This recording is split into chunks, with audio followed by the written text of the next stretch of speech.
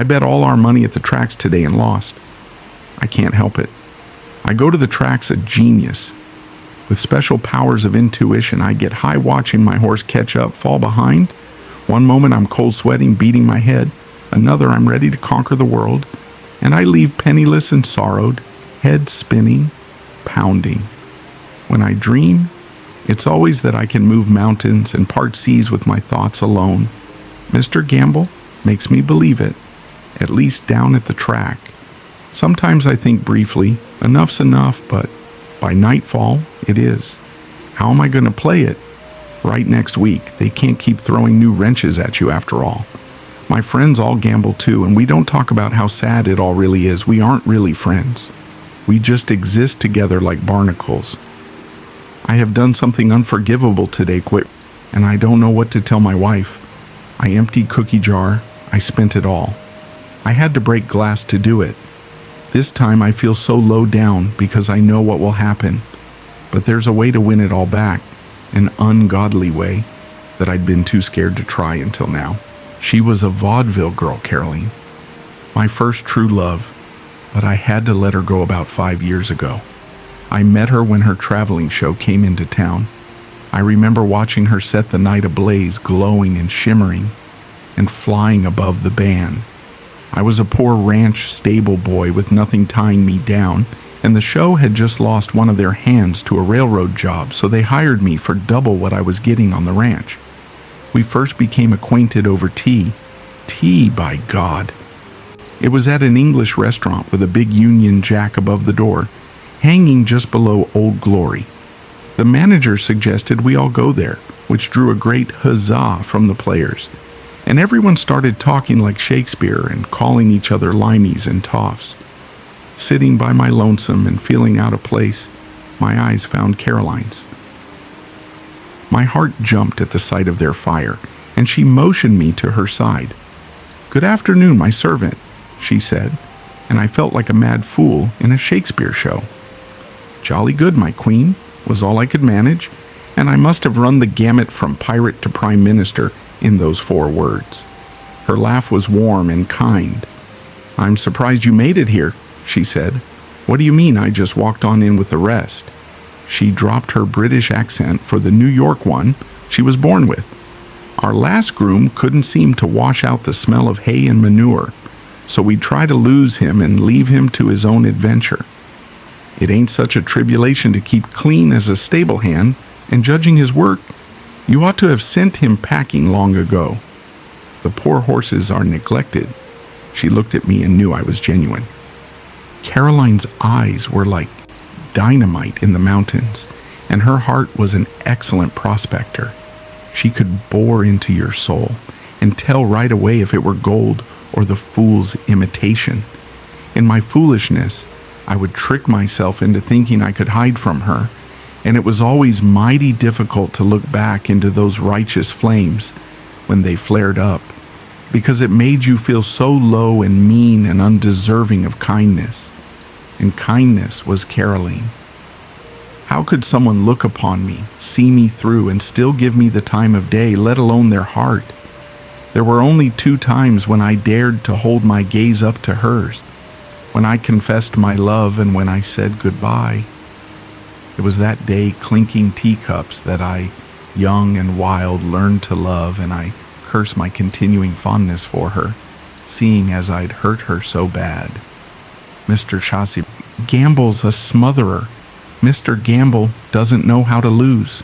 So after that day, I tried my luck with Caroline. You can imagine a gambler's persistence when he thinks luck is involved, because a gambler thinks luck is something you can make and keep, like a rock you can will into a blade. It was several months of wondering and waiting before we gave our hearts to each other.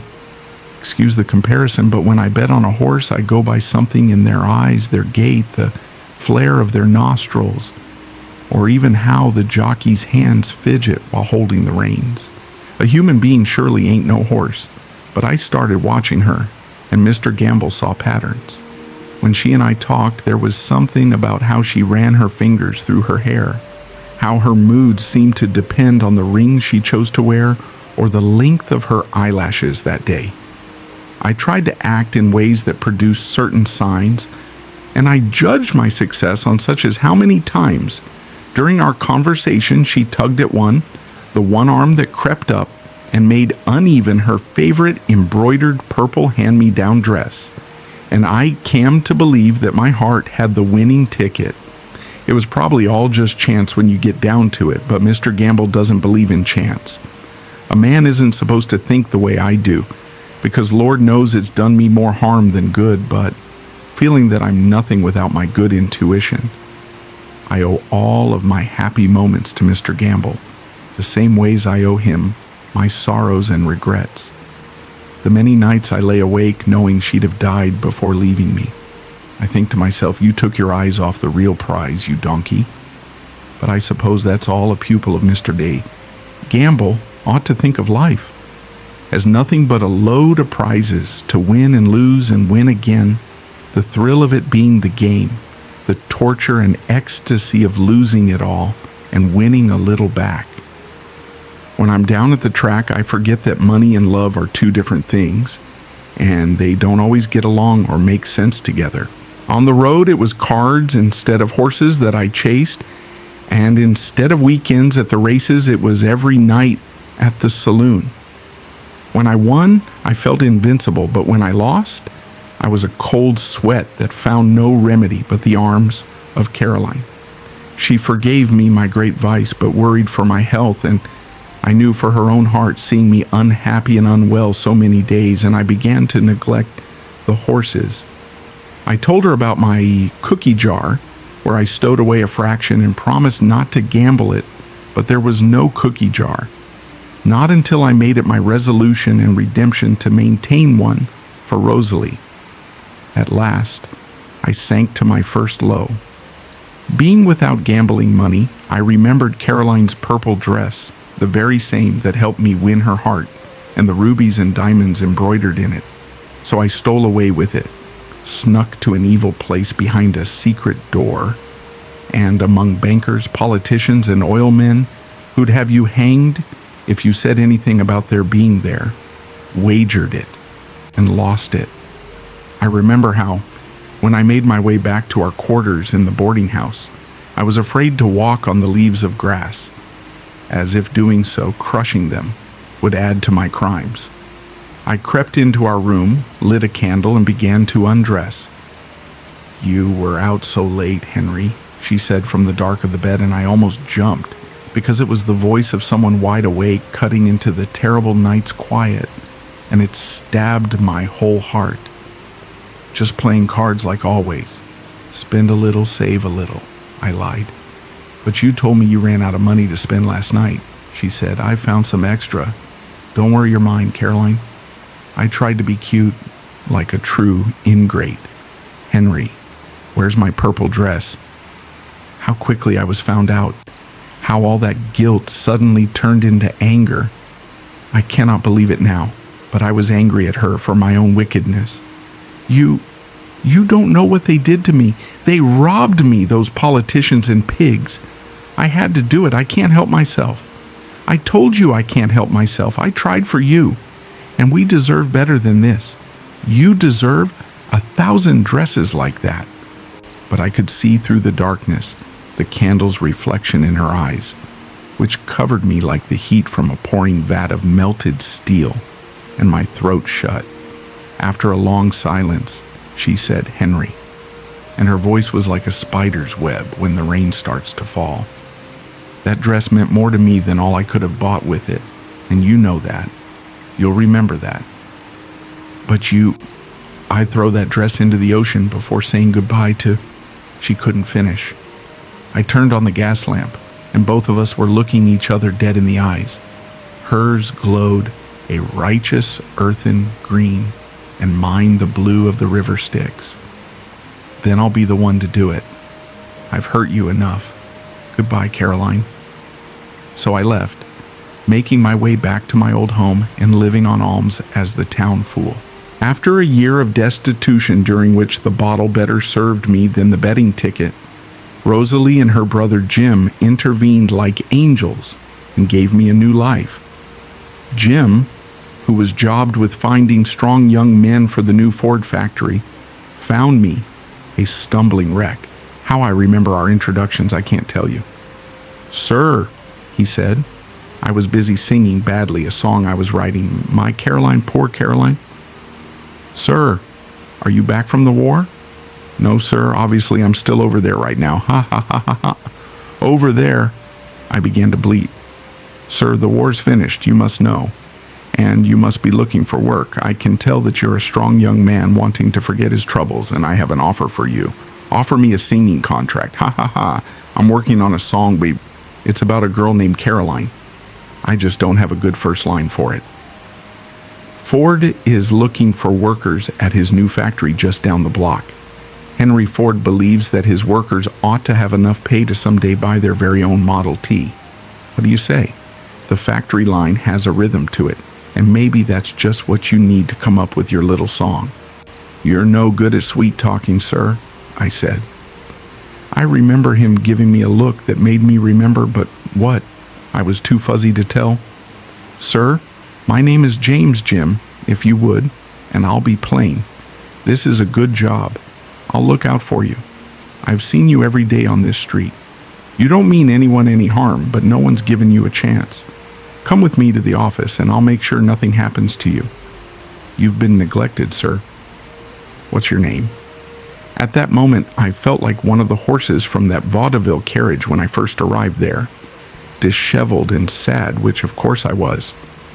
"Henry, sir." "Ah, a namesake of the genius Ford himself. Come on, Henry." I don't know why I went with him, except something made me trust him. He didn't mind to find out later that I hadn't gone to the war. The long hours left me tired and sore, but the money was good. Yet, though I had been away from the track for a spell due to my poverty, the thought of money in my pocket caused Mr. Gamble to begin his sweet talk again. I said no, no, no to him, but he wouldn't keep quiet. Fortunately, Jim was better company than Mr. Gamble. It pains me to remember how he had managed to keep me from running to the track and to the bottle, and how when I was cleaned up, Rosalie saw in me a man worthy of her heart, and how Jim placed in me the greatest trust a man can do, permitting our marriage, believing I was changed, and how after he died at the factory, we carried on, and how I had stayed strong for Rosalie as we tried for a baby, and how we failed, and how I finally lost my strength. For I am weak and found myself back at the track, ticket in my hand, again a sick man among the terrible throng of sick men, and like Caroline, Rosalie wouldn't let me go. "Rosalie," I had said to her last week, "I don't deserve you. I can't resist my terrible vices, and I leave only a little for us here at the house." "Stop," she said. "I believe in you just like my brother believed in you. Dr. Clark is a world-famous hypnotherapist. In a week you'll be cured, I just know it. But what if—" "Stop," I said. Her eyes were different from Caroline's. They were sadder, and they didn't see through to your bones. And after Jim's passing, they became clouded with blind hope. I was all she had left. If only I had just held out for 2 more days and seen this Dr. Clark, then maybe. They say Caroline's gone mad, and that cuts me to the bone. They said she was blinded by bad moonshine and started to see visions all the time, filling in the darkness and talk in tunges and trances. I know her, I loved her, and I know about her dream talk because in those old days, around the fire, lying on our scented pillows, smoking our long pipes, we fell into those trances, and on my mother's grave, what she revealed in her talk was nothing less than prophecy." "What a big yellow moon," said Tom, a buck and wing dancer with his eyes half closed. "The crickets are really putting out tonight," I said. "Mama, I brought home a jumper, a bone jumper." We laughed our slow laudanum laughs. "Caroline, love," said Shirley, an acrobat. "The men are getting worried. Are they going to get rid of liquor like they got rid of opium?" Caroline opened her eyes. "What are we doing in Paris?" "We're not in Paris," said Tom. "Yet," said Shirley, who never doubted Caroline's visions. Alcohol is flowing down the streets and men are jumping out the windows, said Caroline. Ridiculous, said Tom. But deep down he also believed. Why is alcohol going down the streets? They're pouring it out. They're getting rid of it. But just wait. You'll get it back, but steer clear of the Hefeweizen once the shrieking glass flies and fire tangles and ashes cry. It's a lot of strange words, said Tom. I wrote it all down, said Shirley. And Tom would roll his big eyes. It would come to pass if you knew how to hear it. Is it really a dream, if it just hasn't happened yet? Her dream talk was funny and strange, and she forgot it quickly afterward, leaving it to future people to remember. We had all sworn not to come to her for personal gain, but the reason why, in all that time, Mr. Gamble didn't direct me to ask her about cards was because Mr. Gamble doesn't want you to win. Mr. Gamble just wants you to play the game like a starved dog, lost in a maze, following the smell of chicken dinner. You want to believe that you yourself can predict the future, or that there is some kind of code you can break, and when you win, you'll keep winning. So keep playing. My mind repelled the frightening thoughts of the unholy door that would open if I asked her to tell me what the winning hands would be. I'm a wicked man for purposing to go to her like this, but I don't trust my own self, and I'll either die by Mr. Gamble's false promises or live by those of poor Caroline. Last year is when she got stuck, but the powers that be declared her insane and sent her to a dreadful place in a far-off town. I can't imagine that her friends in Vaudeville gave her up willingly. She must have wandered off one day and drawn to herself a crowd, which would have summoned the mob of terrified zealots, come to protect their godly town and remove the devil woman. Up until she had fallen stuck asleep despite all my lowness, Caroline kept up writing to me as a friend and confidant. She became a friend to Rosalie and Jim too, after we'd all met and talked over a fire at her visiting show. I am ashamed to go to her a long journey away because it is an unkindness to Rosalie, an abuse of friendship, and a wicked purpose. But I feel I have no choice now. Because the greater unkindness is that I've left us with nothing but the dark cold. If I don't bring home good news, the weight of my actions might press us both to death. So off I go to see Caroline. My Caroline has lost her mind. She dreams awake and all the time, but in her eyes, your fortune find. What can you ask poor Caroline?